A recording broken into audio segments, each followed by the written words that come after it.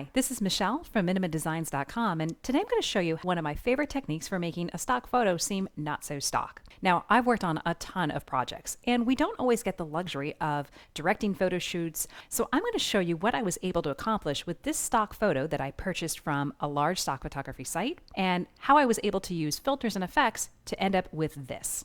Now, I'll be using Photoshop to demonstrate these techniques. There are other programs out there that are less expensive or free, but Photoshop, it's an industry standard. I find that I do my best work in it, and really, sky is the limit with what you're able to do. So here we have the basic stock image that I've downloaded. I've opened it up in Photoshop, and my primary purpose for this photograph is to be a hero or a header image. So you can see I've made it a wide image with a particular height. Very common on websites. You'll often see them on sliders. Usually it's a big, large image when you come to the website. Overall, it looks pretty good. I don't have to actually do a lot of color adjustments to it, but I know kind of what the color scheme is. I kind of want it to have that sort of Instagram-y effect. So I've downloaded what we call filters. Often you can buy these in action sets, and in the blog post below, I'll give the exact links to the products that I used in order to create this look.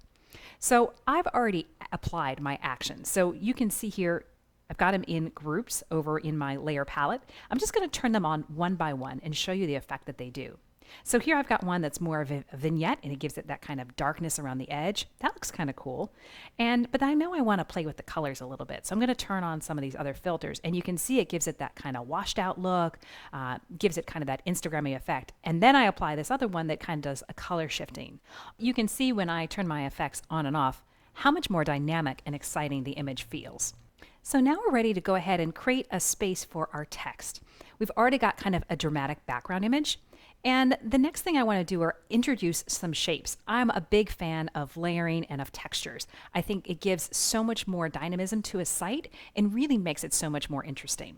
I've gone ahead and added these hexagon shapes. This is for a site that's currently in production, and hexagons are really integrated into the design of the entire site. So I want to repeat them in this header image so it gives it a whole cohesive feel. Now you'll notice that these images are kind of blended into the photograph. How I did that was use a blending mode technique. I'm a huge fan of this. You can see I used the soft light. I like overlay or multiply as well. If I use the normal blending mode, it'd be a solid shape. But by using the blending modes, I can really make it feel like it's an integrated part of the image. So now we've created some block areas where we can put some text. I've gone ahead and typed in my text, and I'm just going to highlight them here. And you can see I've used the warp tool to give it that kind of angled look, but I've noticed that this text right here, it's a little bit hard to read, and I want to keep it white. So what I'm going to do is actually add a little bit of a shadow behind the text, and now you can actually see the copy.